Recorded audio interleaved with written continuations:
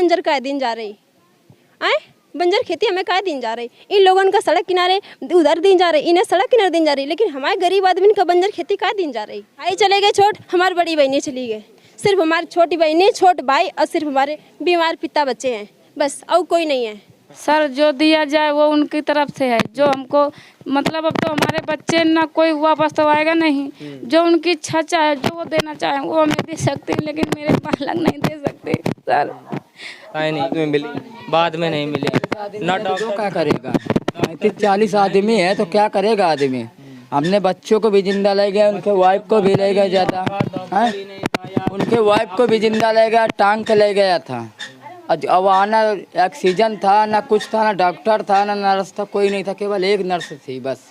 सिलाई कौन करता था? मनीषा सिलाई करती थी अपने। हाँ फर्स्ट ईयर में पढ़ती थी वो, सिलाई भी जी हाँ, वही सिलाई की आजीविका भी उन्हीं के माध्यम से चल रही थी। वही अपनी सिलाई करती थी, सबके कपड़ा सिलती थी और वही पढ़ाई करती थी अपने। कि यार बच्ची का भविष्य खराब हो जाएगा, पैसे मैं लगा दूंगा, एडमिशन करवा दो, वो एडमिशन करवाते और फिर आने जाने का कोई साधन नहीं था, तो एक बढ़िया थी वो बेच के साइकिल बंधा के दी थी। शनिवार की देर रात कानपुर में एक सड़क हादसा होता है। उस सड़क हादसे में तकरीबन 27 लोगों की मौत हो जाती है। हादसा इतना भयावह था कि जिसने भी वो तस्वीरें देखी उनका गला रौंद गया, रूह कांप उठी। तो आज हम उसी कोरथा गांव में आए हुए हैं और इस कोरथा ये वही गांव है जो मरघट में तब्दील हो गया। लगभग हर घर में 1-2 लाशें आपको नज़र आ रही थी। आपने वीडियो भी देखे और आपने ये देखा कि किस्से हों या औरतें हों, सभी एक खंती में गिरे हुए थे जहां पर पानी भरा हुआ था। बच्चों के खिलौने पानी में तैर रहे थे। आप समझिए कि वो बच्चे के खिलौने थे या किसी की संवेदनाएं थीं या किसी के भविष्य था। वो खिलौने जो बच्चे खेलते, जिनसे सीखते, जिनसे समझते, स्कूल जाते, पढ़ते, लिखते और एक दिन शायद इस गाँव का नाम रोशन करते या पढ़ लिख कर किसी ओहदे पर जाते, किसी पद पर जाते, तो कितना बेहतरीन, कितना सुंदर ये गाँव हो सकता था। लेकिन एक गलती ने पूरे गाँव को डुबो दिया। पूरे गांव में मातम का माहौल छा गया। उस परिवार के पास आए हैं जिस परिवार ने 3 लोगों को खोया है।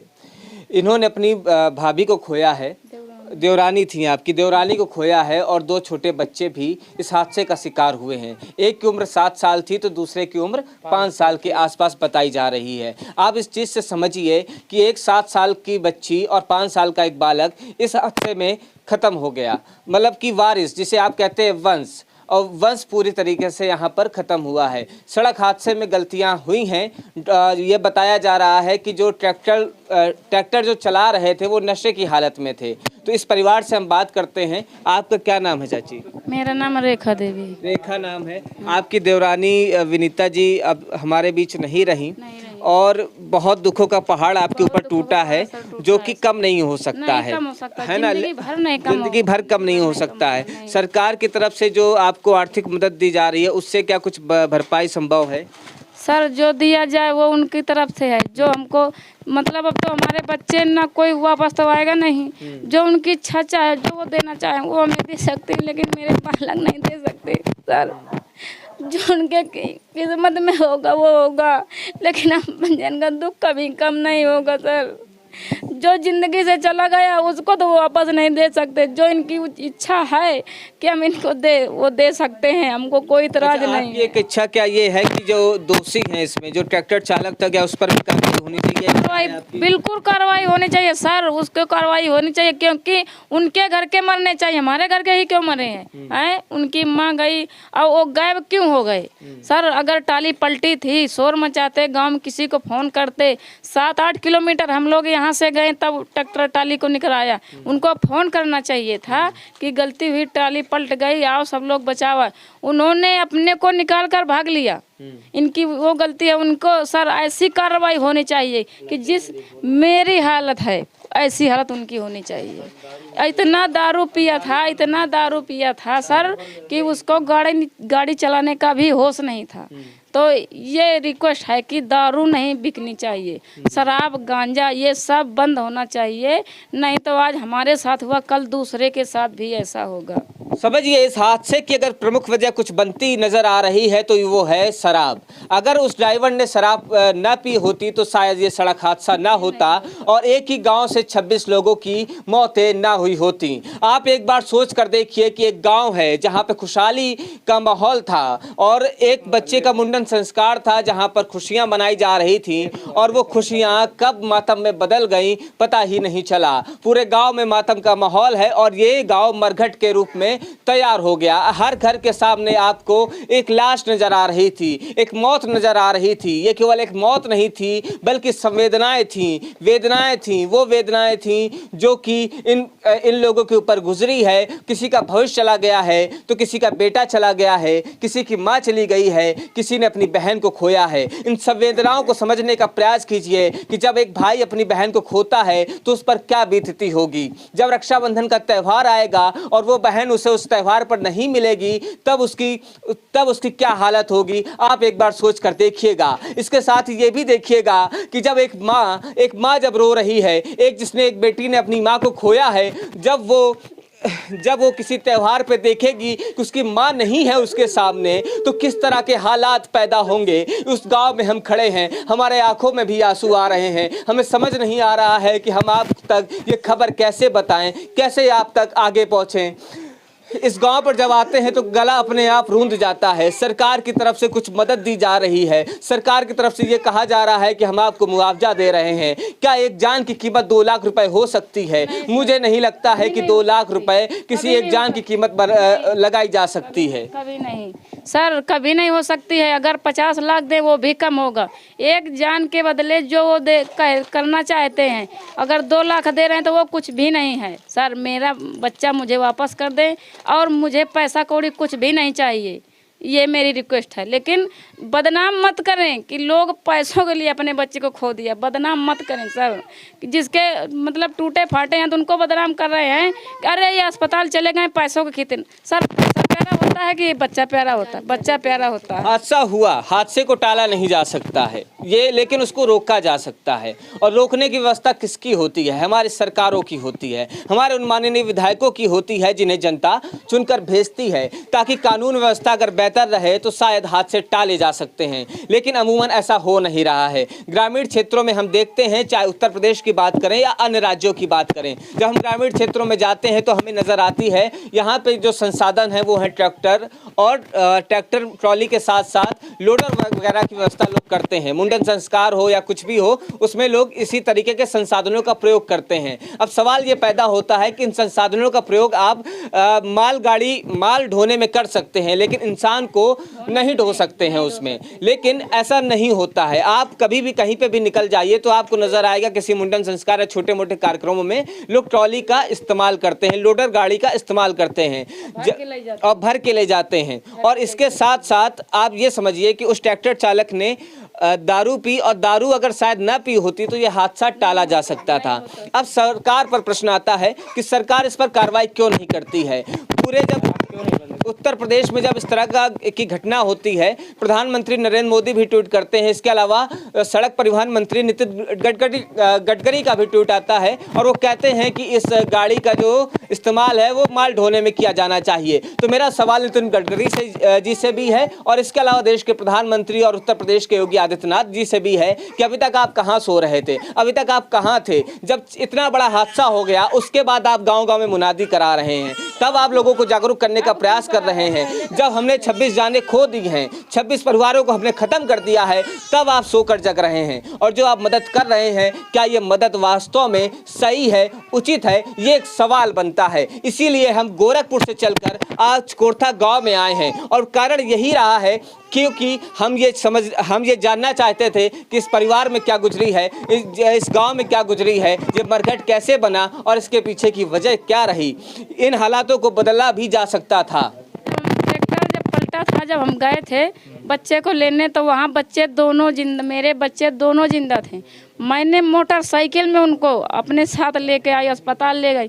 सर अस्पताल में कोई सुनवाई नहीं हुई। हमारे बच्चों की सांस चलती थी, हमने उनके कपड़े उतार दिए, उनके पेट से पानी निकाल दिया। जब डॉक्टर का हमने हाथ पकड़ा कि देखो मेरा बच्चा जी रहा, तो डॉक्टर ने मुझे झिटक दिया, कह रही तुम्हें क्या पता वो मर गया है। हमने कहा हम माँ हैं, एक तरीके माँ हैं। हमने कहा माँ हैं, हम तो बच्चों को अभी जीवित है, हमने कपड़े उतार दिया, इसको चेक करियो। तब कह रहे नहीं, डॉक्टर ने भाग गए और नहीं छुआ। और जब इसके बाद पुलिस आ गई तो पुलिस का काम ये था कि उन्होंने कह रहे थे कि छोटे बच्चे को लेकर एम्बुलेंस नहीं आई? नहीं सर, कोई नहीं थी, बाद में थी। मैंने अपनी इतनी अच्छी व्यवस्थाएं एम्बुलेंस की नहीं रही हैं। 1 या 2 बस एम्बुलेंस आई और 1-2 जब इतना बड़ा हादसा हो गया तो एम्बुलेंस जिसको जैसा पाया सुविधा। अब एक एम्बुलेंस रास्ते में खड़ी है, एक आगे बढ़ रही है, ऐसी आई एम्बुलेंस। एम्बुलेंस की सुविधाएं मिली हैं लेकिन वो व्यवस्थाएं नहीं मिली, बाद में नहीं मिली। ना डॉक्टर क्या करेगा? 35-40 आदमी है तो क्या करेगा आदमी? हमने बच्चों को भी जिंदा ले गए, उनके वाइफ को भी ले गए ज़्यादा, उनके वाइफ को भी जिंदा ले गया, टांग के ले गया था। अब आना ऑक्सीजन था ना, कुछ था ना, डॉक्टर था ना, नर्स था, कोई नहीं था, केवल एक नर्स थी बस जांच करने वाली। सुविधाएं नहीं है तो वहाँ से सीधा बोल दो दूसरी जगह ले जाएं। सुविधाएं जब नहीं थी तो मना। स्वास्थ्य केंद्र लेकर जो यहाँ पास में ही था, कितनी दूरी पे था? अभी मतलब अभी उसका वो काटा गया है फीता, मतलब कि बहुत अच्छी सुविधाएं यहाँ पे रहे। 4 दिन पहले हमारे नेताजी ने फीता काटा है, लेकिन वहाँ देखा होगा पंखे तक नहीं चल रहे हैं और वहाँ पानी और सिरप तक नहीं मिल रही थी वहाँ पे। बच्चा अगर बेहोश हो जाए, कोई औरत को प्यास लगे तो 1 बोतल पानी भी नहीं था सर, 1 पंखा नहीं चल रहा था और डॉक्टरों के रूम में AC कूलर लगे थे। ये क्या इंसाफ है सर? रखी हुई थी तो पंखा नहीं चल रहा था, बंद पड़ा हुआ था, ना कोई बटन था ना कुछ था। बताओ, पूछो। वहाँ पर बच्चों को छीना जा रहा था, बच्चों को छीन के उसमें डाला जा रहा था। जब उसने हमने लोगों ने कहा वीडियो अगर आपको नहीं पता है तो वीडियो डेवलप हम कैसे लाएं, वो तो हम लोग ऐसे उड़ के तो पहुंच नहीं गए होंगे, अंदर अस्पताल में गए होंगे तो आपके यहाँ CCTV कैमरे में कैद होंगे कैसे गए कैसे नहीं गए, तो वहाँ का वीडियो ही डिलीट कर दिया गया। चाहते हैं कि ऐसी आपको जमीन मिले जहाँ पे आप किसानी कर सके, कृषि कर सके, कब हम मकान बना सके, रह सके। अब जंगल में कौन रहने जाएगा, आप बताइए। ये छोटे छोटे बच्चा हमारे हमेशा बाप बीमार थे, मजदूरी करके हमारी मातारी सब कुछ करो, मातारी हमारे चली गए, बड़ी बहनी सिलाई करके पढ़ाई करती वो चली गए, बाप हमारे हमेशा बीमार रहते हैं, कौन रोटी पानी खवाइया हमारे भाई बहन का हैं, कौन मजदूरी करके खवाइया के ना। अब तो कम से कम ऐसी खेती दे कि पढ़ लिख के ना, जिससे पढ़ाई लिखाई कर रही है बाप हमारे कर रही, तो उन कम से कम वो जाए जमीन दे वहाँ, तो कम से कम आवास देखिए आश्वासन मिली है भाई जी, हमें आवास भी मिलेगी, लेकिन ऐसी जमीन दोगे हम आवास वहीं सड़क किनारे बना के अपन भाई बहन का दुकान पानी कुछ भी करा सकन।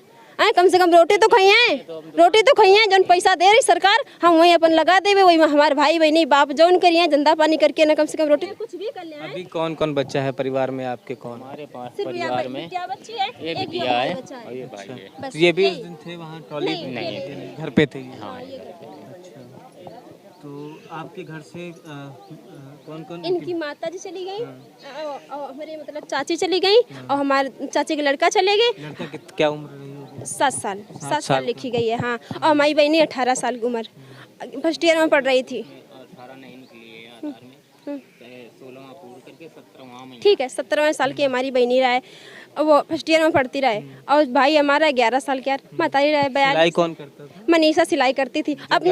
हाँ फर्स्ट ईयर में पढ़ती थी वो सिलाई भी जी, करती हाँ थी। वही घर सिलाई की आजीविका भी उन्हीं के माध्यम से चल रही थी। वही अपनी सिलाई करती थी, सबके कपड़ा सिलती थी और वही पढ़ाई करती थी अपने। अभी हम उसका एडमिशन जब करवाया, भीतर गांव में पैसे नहीं था हमारे पास, लोग बिरतुमपुर में कहे कि यार बच्ची का भविष्य खराब हो जाएगा, पैसे मैं लगा दूंगा, एडमिशन करवा दो। वो एडमिशन करवाते और फिर आने जाने का कोई साधन नहीं था, तो एक बढ़िया थी वो बेच के साइकिल बंधा के दी थी। क्या करना चाह रही थी बिटिया आगे?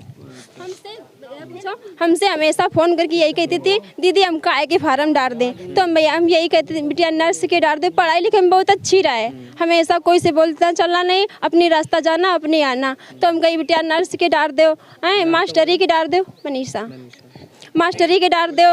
मास्टर जी आए थे कल, वो भी उन्हीं की प्रशंसा कर रहे थे कि बेटी बहुत अच्छी थी, बहुत अच्छी पढ़ने में थी, सब बात सभ्यता में और बोलने में बहुत अच्छी थी। और देख के ना सुन के चले गए वो भी बेचारे। क्या करें, वो अध्यक्ष हैं, आए थे, सुने पानी मनी साज खत्म हो गई तो तुरंत आए हैं। 500 रुपये दे गए रहे, कोई खाना पीना कुछ नहीं रहा है। 500 रुपये वही दे गए रहे, कह रहे हैं कुछ खवा पिया दो लड़का बच्चन के यहाँ। मास्टर जी आए थे स्कूल से, सब है जिंदा रहे। उन्हें ना वो पानी में डूबी, ना उनके मिट्टी लगी, ना कहीं पर चोट लगी, कुछ भी नहीं। सांसें चलती वही भीतर गांव में दम तोड़ दी। भीतर गांव में कुछ भी नहीं, ऑक्सीजन नहीं रहा है। पुलिस वाले गेट बंद कर दी, कहीं अंदर कोई नहीं जाएगा हैं। और अंदर आधे बच्चा जी रहे हैं, आधे बच्चा मर रहे हैं, और तुम बाहर से बंद करे और कह रहे हो कि कोई नहीं जाएगा। कि उपचार की समुचित व्यवस्था नहीं हो पाई उस दरमियान। पुलिस वाले ने फोन करें, भाई जी गाड़ी दो, इतने आदमी मर रहे हैं। पुलिस वाले ने सीधा कह दिया कि अपनी मोटरसाइकिल से ले जाओ। बेचारे गांव वाले दौड़ के, भाई जी गांव वाले दौड़ के 8 बच्चा, लड़का बच्चा 8 सांसें चलती रहे 8 की, तो वो लोग मोटरसाइकिल से स्वास्थ्य केंद्र भेजन भीतर गांव में। यहाँ वहीं उपचार नहीं, कुछ नहीं। एम्बुलेंस का फोन करें, वो कहें इनकी गाड़ी खाली नहीं है। तब सब बच्चा मर गए, सब मर गए जितने रहे, जितने सांसें चलती रहे, आठों दम तोड़ देने। एक तो बेटा रावत वही निकली रहा टाली के नीचे से, वो का भीतर गाँव में, वो भीतर गाँव नवस्था जाके न जाते नवस्था में दम तोड़ देने, सब मर गए, कोई नहीं बचा।